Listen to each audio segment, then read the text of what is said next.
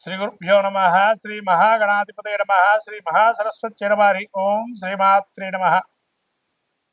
నమస్తే దేవదేవేశ, నమస్తే పరమేశ్వర, నమస్తే వృషభారుడకారాయ నమో నమ. మార్చి రాశి ఫలితాలు, పాల్గొన మాసం యొక్క రాశి ఫలితాలు చెప్పుకునే ముందు మనము ఈ యొక్క మహత్తరమైనటువంటి మార్చి మాసంలో మనకు వచ్చేటువంటి పండుగల్లో ముఖ్యంగా నారసింహస్వామికి సంబంధించినటువంటి ఉత్సవాలు, నారసింహ ద్వాదశి అని, ఆమలక పూజ అని అదే రోజున, అట్లానే కామదహనం.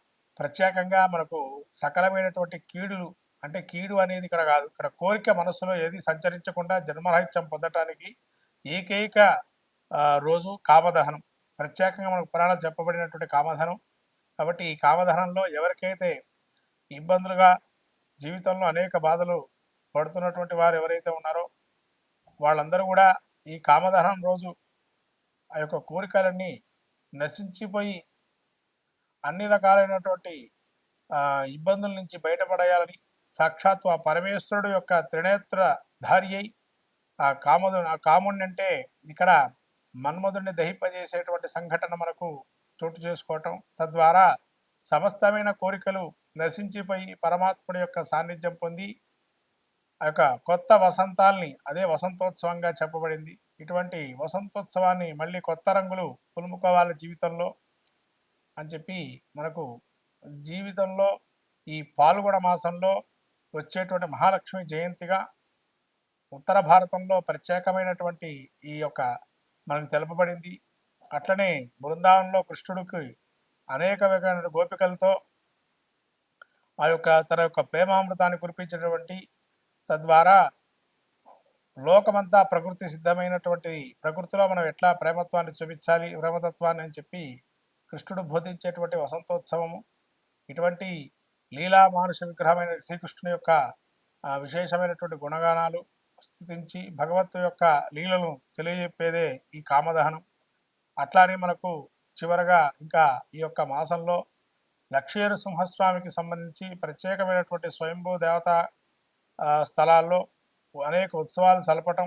అట్లానే మనకు మన రాష్ట్ర ముఖ్యంగా యాదగిరిగుట్టలో స్వర్ణ గోపుర విమానోత్సవాన్ని కుంభాభిషేకాన్ని చేయటం అటువంటి మహత్తరమైనటువంటి మాసంగా పరిగణింపబడుతుంది. కాబట్టి పాల్గొన మాసంలో ఆ నరసింహం యొక్క క్షేత్రాలు దర్శనం చేసుకొని ఆ నరసింహుడి యొక్క అనుగ్రహాన్ని పొందాలని ఈ యొక్క ఆ యొక్క పాల్గొన మాసంలో, అట్లానే త్రినేత్రధారి అయిన ఈశ్వరుడు యొక్క స్వరూపాన్ని, ఈశ్వర తత్వాన్ని గ్రహించడానికి, పరమాత్మ యొక్క స్వరూపాన్ని తెలుసుకోవడానికి ఆ యొక్క ఈశ్వర అంటే పుణ్యక్షేత్ర దర్శనం చేసుకోవటం.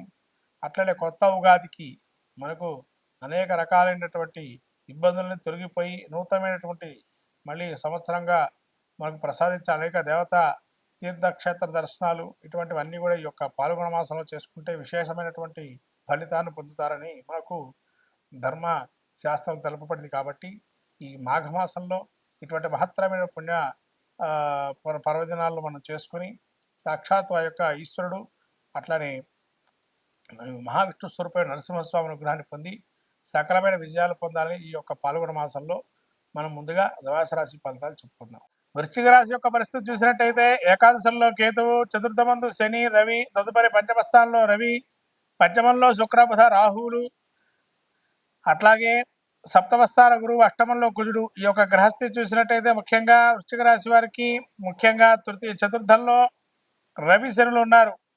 అర్ధాష్టమ శని వీరికి పోతూ కుటుంబంలో కొంత సమస్య పరిష్కారానికి ఒక మార్గం ఏర్పడుతుంది అని ఆల్రెడీ వీళ్ళకి మార్గం ఏర్పడింది, మళ్ళీ కూడా మార్గం సుగమం అయ్యే అవకాశం ఉంది. అట్లానే ఎక్కడైతే వీరికి పంచమ స్థానంలో వృత్తిరీత్యా పేరు తెచ్చుకుంటారో మళ్ళీ వీరికి అత్యధికమైన పేరు లాభాలు చేకూరే అవకాశం ఉంది. కీర్తి ప్రతిష్టలు కానీ, నూతనమైన ఆలోచనలు కానీ, నూతన వ్యాపార రంగాల్లో కూడా కొంత పొంతలు తొక్కే అవకాశం ఉంటుంది.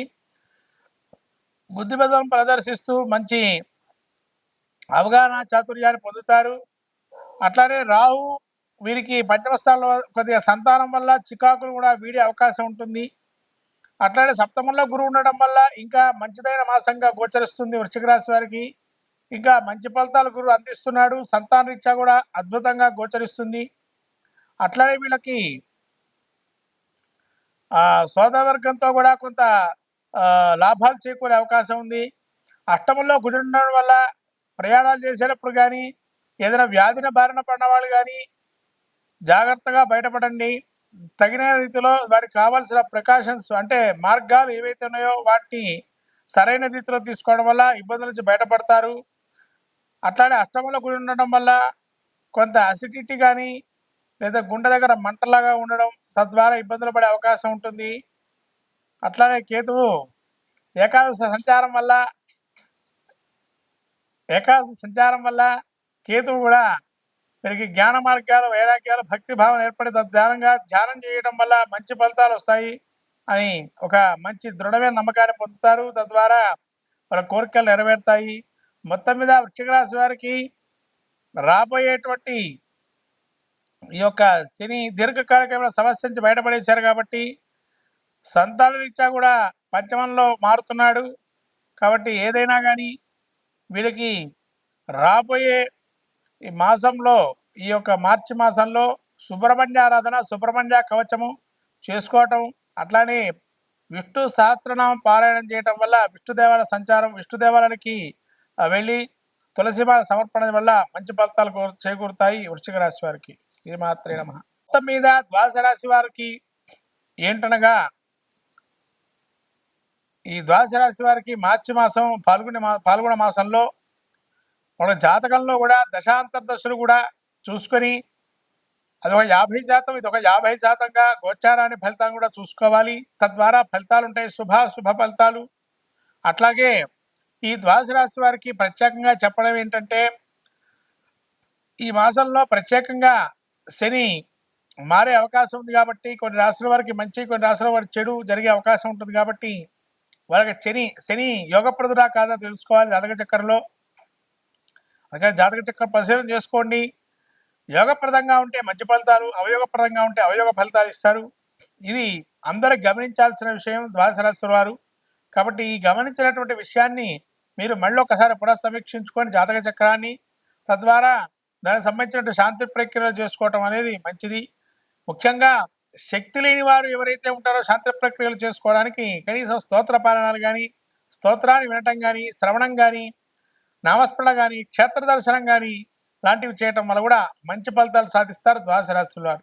కాబట్టి ద్వాదశ రాశి వారు ఈ యొక్క మార్చి మాసంలో మనకు వచ్చేటువంటి పండుగల్లో కామదహనాన్ని ఏదైతే ఉందో హోళికా వసంతోత్సవం అని, ఆ ఉత్సవంలో అన్నీ కూడా దహించుకుపోయి, అంటే మనకు ఉండేటువంటి కోరికలు, అవయోగ కోరికలు ఏవైతే ఉంటాయో అవి దహించి శుభ పరిణామాలు వచ్చే అవకాశాన్ని తీసుకోవాల్సిందిగా కోరుతున్నాను. ఈ యొక్క ద్వాదశ రాశుల్లో ముఖ్యంగా ఈ యొక్క మహాలక్ష్మి జయంతి కూడా ఉంది. కానీ విరివిగా అమ్మవారి యొక్క అనుగ్రహాన్ని పొందండి. మహాలక్ష్మి ఆరాధన చేసుకోండి ఇంట్లోనే. ఆ అమ్మవారి అనుగ్రహం కలిగి మంచిగా కీర్తి ప్రతిష్టలు, యశకీర్తి లాభాలు ఉండాలని నూతనమైనటువంటి సంవత్సరాన్ని అడుగుపెడుతున్నాము. విశ్వావసునామ సంవత్సరంలో అందరూ కూడా సుభిక్షంగా సస్యశ్యామలంగా కోరుతూ నమస్కారం.